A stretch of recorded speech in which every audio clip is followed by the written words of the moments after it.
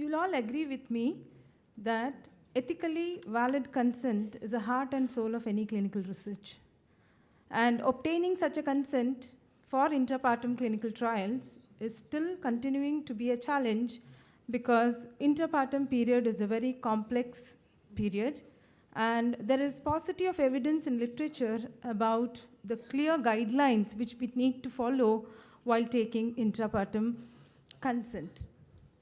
So in this case presentation, I'll be discussing about the ethical issues associated with the consent process for an intrapartum clinical trial, which we faced while conducting one of the important ongoing intrapartum trial globally, which is called by the name CHAMPION trial, where CHAMPION stands for carbetocin for hemorrhage prevention.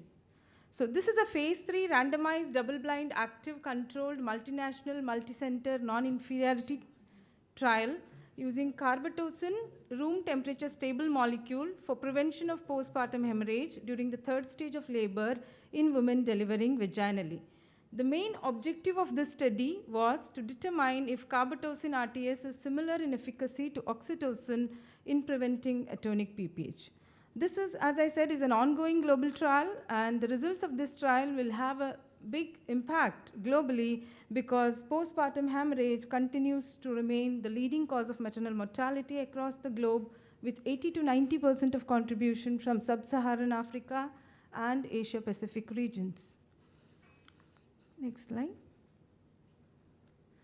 So there were certain criteria which were used for the consent process.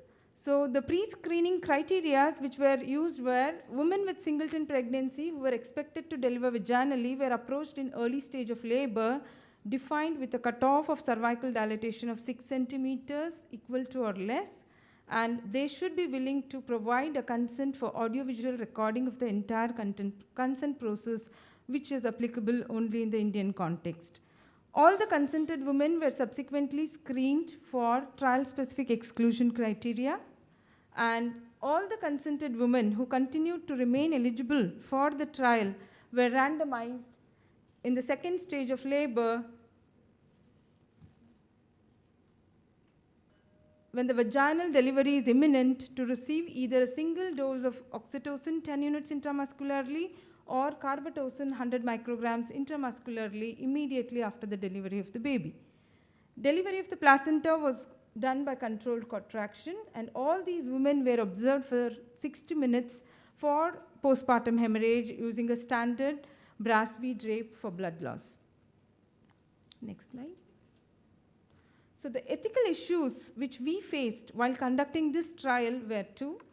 One was exclusion of all women in advanced stage of labor, that is more than 6 centimeters of cervical dilatation, from getting enrolled in the trial on the pretext of being too distressed due to labor pains to provide consent. And the second important one was the necessity of us to record the entire consent process in an audiovisual way. So coming to one by one issue, I'll address the first issue first. So as I said, taking consent for intrapartum clinical trials still continues to remain a challenge because of two important factors. One is the time available for us to provide the detailed information related to the trial is very short, and this time in turn may depend upon the stage of labor at which the woman is getting enrolled in the trial, and also sometimes the type of intervention which you are looking at in your trial in the form of some acute emergency events, where again you are having a very short time to provide the trial-specific information to the participants.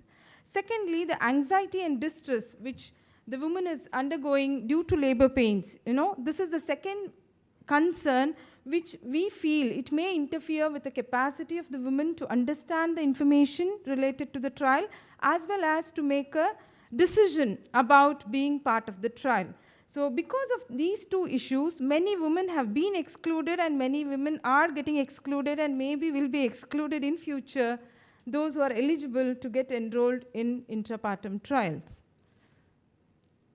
So coming to the competency of women in labor to provide consent. There is paucity of evidence in literature about this question.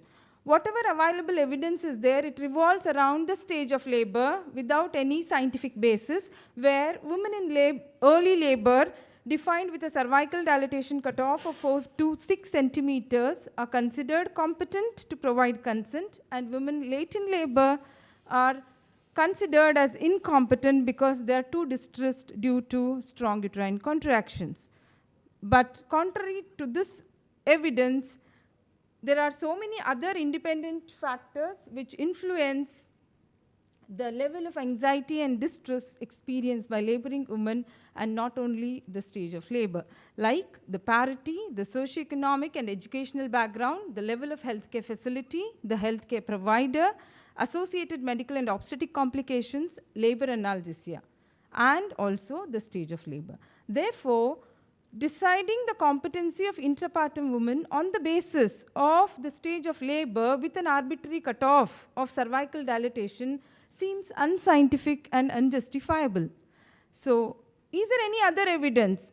Work by Jackson et al., in the recent past came out with a very surprising outcome where the anticipated variables like labor pain, the duration of labor, anxiety, and opioid analgesics may not interfere with the ability of women in labor to provide informed written consent.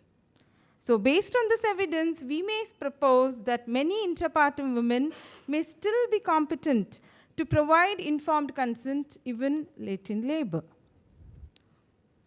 There is another alternative novel approach proposed by Vernon et al., who says that there should be a gatekeeper sort of a person who is basically an obstetric care provider, who's either a midwife or an obstetrician, who will assess the competency of this intrapartum woman to provide informed consent based on her physical and mental status, and taking into consideration all the individual variables specific to every woman, and then informs the researchers. And maybe this could be a novel approach which we could adopt in enrolling women late in labor to decide about their competency to provide informed consent.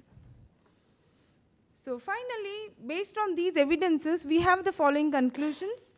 Like, intrapartum period is very unique and specific to every woman. Anxiety and distress experienced by women in labor is dependent on many variable independents, not only on the stage of labor. Therefore, many intrapartum women may still continue to remain competent to provide consent late in labor, and a gatekeeper approach seems a scientific way of enrolling women late in labor into intrapartum trials. Coming to the second issue, ethical issue, that is about audiovisual recording of the entire consent process, which is very unique and applicable to only India. This all started by the DCGI regulation in 2013, where audiovisual recording of the consent process was made mandatory for all the clinical trials which were happening in India. But soon, in 2015, DCGI amended these rules, and it said these rules are mandatory, that is, the AV recording of the consent process is mandatory only for trials involving new drugs and involving vulnerable population. But still, as I said, there is a lot of controversy about whether pregnant women have to be included in vulnerable category. But according to DCGI, pregnant women are not considered under vulnerable population category. They are classified as special category. So apart from the regulations, DCGI also gave some certain specific guidelines how this AV consent process has to be recorded. So before recording, there has to be a prior consent for AV recording of the consent process.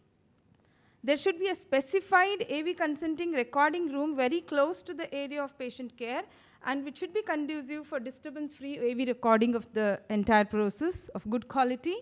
The videographer engaged should be part of the team, or you should use fixed mounted cameras in order to protect the confidentiality of the participating women.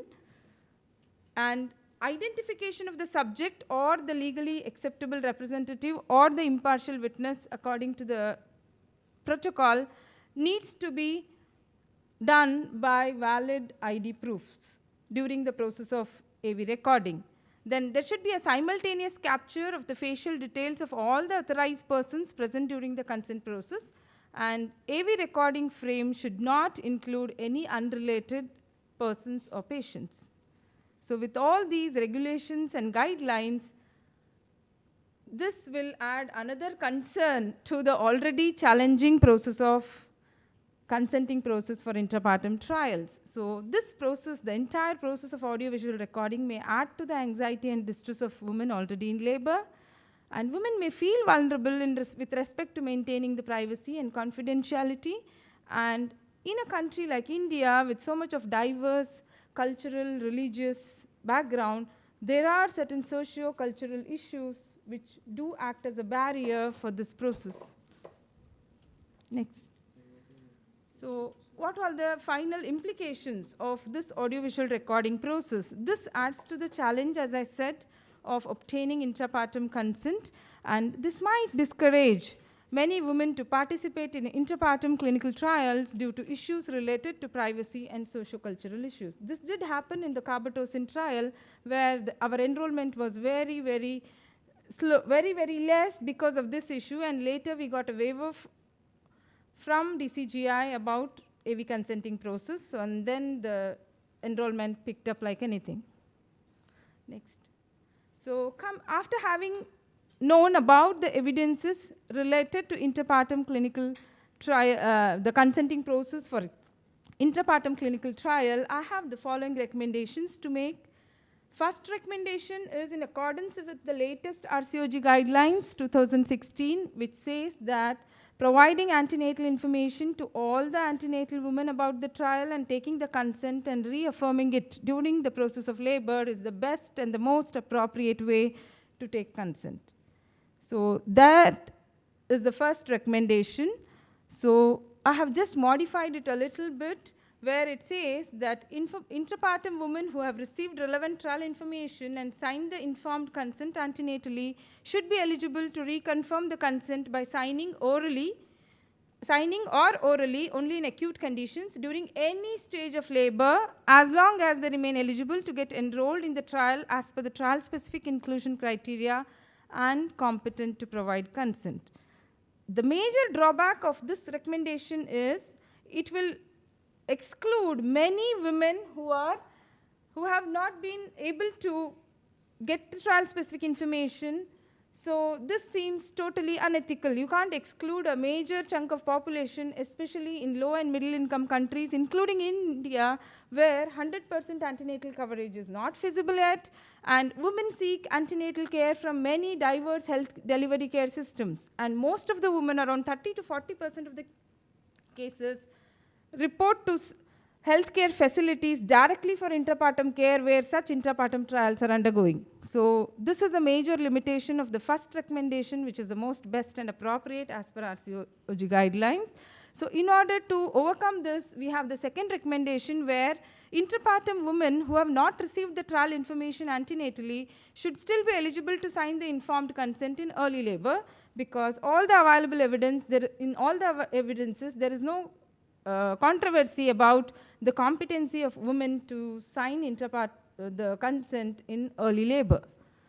Again, the limitation of this recommendation would be it will exclude women who have not received antenatal information and who are late in labor from the trial, which is one of the important ethical issues which we are discussing in the present case study.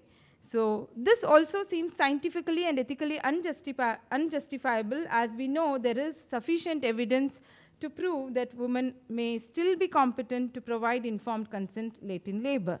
So we have the third recommendation to overcome this, where intrapartum women who have not received the trial information antenatally may still be eligible to sign informed consent late in labor only if they are considered competent to sign the informed consent by the obstetric care provider by assessing the physical and emotional status on an individual basis. So here we have taken the guideline of Vernon. So we have just added a little bit. So we can still enroll these women who are late in labor and who have not received antenatal information into intrapartum clinical trials. The last recommendation is very straightforward. There should be a waiver for AV recording of the consent process for all intrapartum trials, keeping in mind the socio-cultural factors and also the need to protect the privacy of laboring women. And to finally conclude, A single standard informed consent process for all women in intrapartum trial may not be appropriate. There is a need to develop standard outline of intrapartum consent process with optional elements that can be adjusted depending upon the type of the trial and the women who are participating. Thank you for your patient hearing, and thanks for giving me an opportunity to share my views about this issue. Hi, thank you for your presentation. My name is Robin McQuarrie, and I'm from Nova Scotia. My question has to do with, so I'm an obstetrician. Consent being signed for a C-section is generally done intrapartum, oftentimes after pushing for an hour or 4. So I wonder how that is balanced against the idea that somebody's not able to give consent in labor for a clinical trial that has the potential to impact their likelihood of a hemorrhage, being faced against major surgery and their ability to consent to that. So I mean, I understand the benefit of surgery is that hopefully you get a fetus baby that comes out alive and healthy woman. But what are your thoughts on how that, it seems to me a double standard. I absolutely concur with your idea.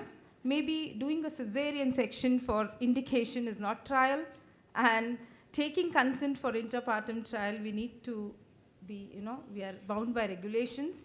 So I don't think so there is any comparison between these two conditions. So because one is a therapeutic intervention which needs to be done, and the other is a trial-related intervention where we need to inform and take a valid ethical consent wherever it is possible. And just to add to that, even for interventions which are like emergency procedures, there is a provision for waiver of the whole consent process. So in that sense, C-section, if it's an emergency procedure that's being performed for the benefit of the mother, do we really need her consent, if it's an emergency procedure? No, but according to guidelines, in emergency situations, you can take an oral consent with a brief summary of this trial-specific information. And this consent may be reconfirmed, once the intervention is done, especially in acute emergencies like retained placenta and inversion of the uterus. So this is also included in the RCOG recommendations of 2016, where a verbal consent is also valid in acute emergency situations.